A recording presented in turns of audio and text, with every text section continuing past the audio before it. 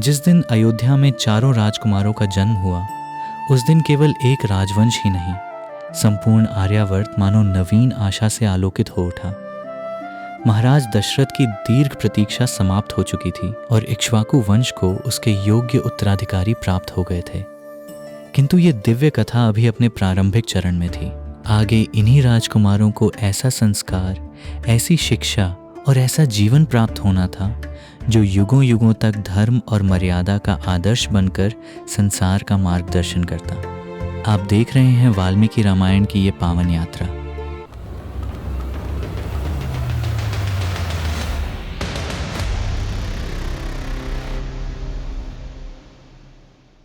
पिछले भाग में हमने अयोध्या नगरी के वैभव, महाराज दशरथ द्वारा संपन्न पुत्र कामेष्टि यज्ञ तथा भगवान श्री राम सहित चारों राजकुमारों के दिव्य अवतरण का वर्णन किया था। आज हम जानेंगे कि किस प्रकार इन राजकुमारों का बाल्यकाल व्यतीत हुआ, कैसे उन्होंने गुरु महर्षि वशिष्ठ के सानिध्य में ज्ञान और शस्त्र विद्या प्राप्त की, और कैसे एक दिन महर्षि विश्वामित्र के आगमन ने श्री राम के जीवन की दिशा सदा के लिए परिवर्तित कर दी। समय अपनी स्वाभाविक गति से आगे बढ़ता रहा।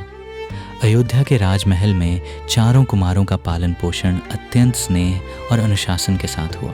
वे केवल राजकुमार नहीं थे, वे उस वंश की गौरवशाली परंपरा के भावी संरक्षक थे जिसने पीढ़ियों से धर्म और सत्य की रक्षा की थी। श्री राम चारों भाइयों में ज्येष्ठ थे। उनका स्वभाव विलक्षण था।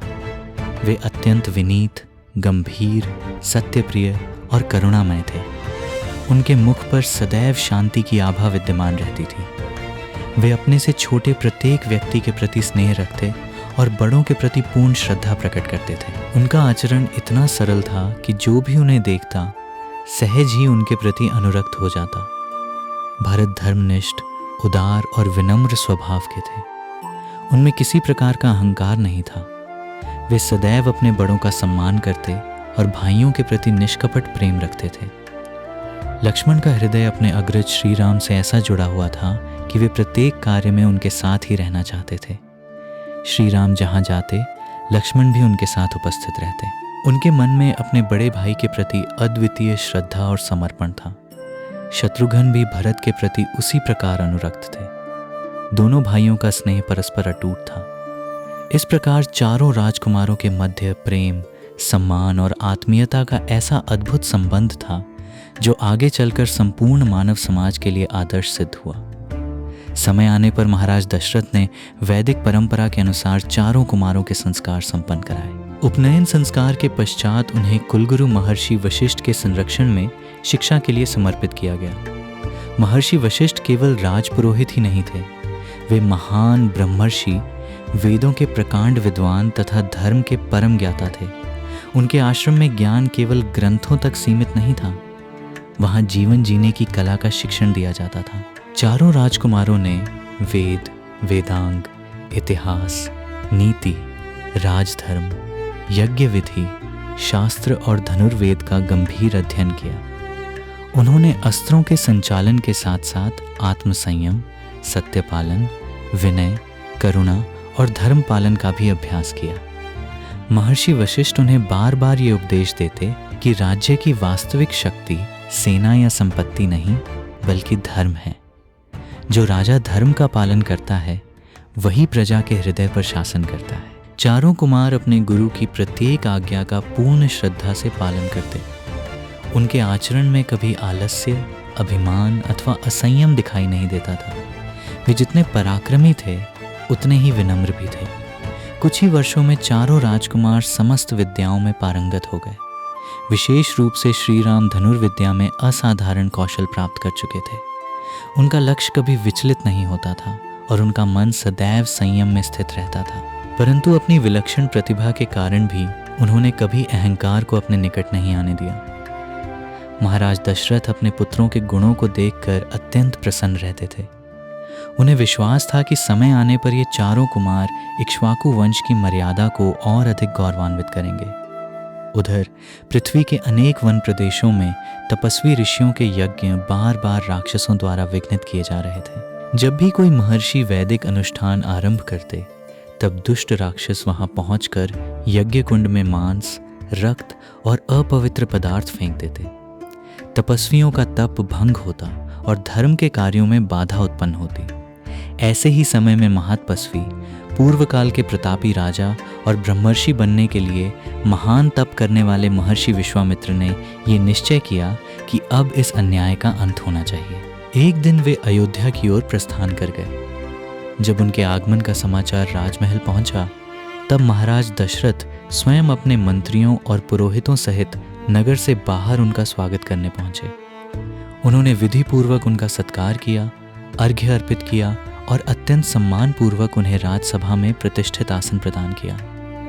महाराज दशरथ ने विनम्र होकर कहा, भगवान, आपका अयोध्या पधारना हमारे लिए परम सौभाग्य का विषय है। कृपया आज्ञा दें कि मैं आपकी कौन सी सेवा कर सकता हूँ।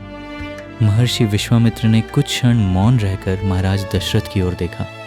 उनका तेज संपूर्ण सभा को आलोकित कर रहा था। फिर उन्होंने शांत स्वर में कहा, राजन, मैं एक महत्वपूर्ण उद्देश्य से आपके पास आया हूँ। मैंने एक महान यज्ञ का आरंभ किया है, किंतु प्रत्येक बार दुष्ट राक्षस आकर उसे नष्ट कर देते हैं। मेरे तप का नियम मुझे क्रोध करने अथवा उन्हें शाप देने की अनुमति नहीं देता। अतः मैं चाहता हूँ कि आपका ज्येष्ठ पुत्र श्री राम मेरे साथ चले और उन राक्षसों से यज्ञ की रक्षा करें। महर्षि विश्वामित्र के मुख से ये वचन सुनते ही सभा में गहरा मौन छा गया। महाराज दशरथ का हृदय विचलित हो उठा। श्री राम उस समय अभी कुमार अवस्था में थे। पिता का स्नेह उनके विवेक पर भारी पड़ने लगा।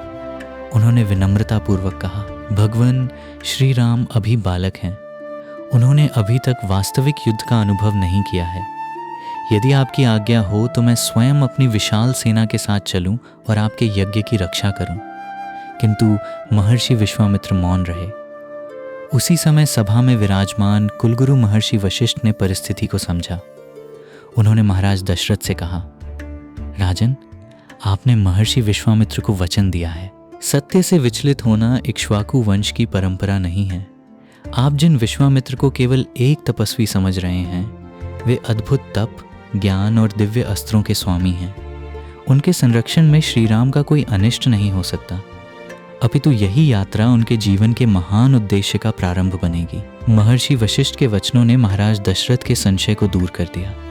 उन्होंने भारी मन से श्री राम को बुलवाया।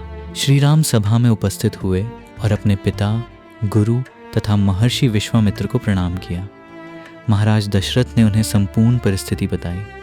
श्री राम ने बिना किसी संकोच के अपने पिता की आज्ञा स्वीकार कर ली। लक्ष्मण ने भी तत्काल निवेदन किया कि वे अपने अग्रज के साथ ही जाएंगे। महर्षि विश्वामित्र ने दोनों भाइयों को अपने साथ चलने की अनुमति प्रदान की। महाराज दशरथ ने अश्रुपूर्ण नेत्रों से अपने दोनों पुत्रों को आशीर्वाद दिया। अयोध्या की प्रजा अपने प्रिय राजकुमारों को देख रही थी। किसी को ज्ञात नहीं था कि ये यात्रा केवल एक यज्ञ की रक्षा के लिए नहीं, बल्कि धर्म की स्थापना के उस महायज्ञ का प्रारंभ थी, जिसकी गाथा युगों तक गाई जाएगी। दोनों राजकुमार धनुष बाण धारण किए महर्षि विश्वामित्र के पीछे पीछे अयोध्या से बाहर निकल पड़े। उनके प्रत्येक चरण के साथ नियति एक नया अध्याय लिख रही थी और यहीं से प्रारंभ हुई श्री राम की प्रथम दिव्य यात्रा। अगले भाग में हम जानेंगे कि महर्षि विश्वामित्र ने किस प्रकार श्री राम और लक्ष्मण को बला तथा अतिबला नामक दिव्य विद्याओं का उपदेश दिया। ताड़का वन का रहस्य क्या था और किस प्रकार श्री राम ने अपने जीवन का प्रथम महान पराक्रम करके धर्म की रक्षा का शुभारंभ किया। जय श्री राम। धर्म की स्थापना हेतु लीला ये अनंत है। मर्यादा पुरुषोत्तम राघुकुल का संत है।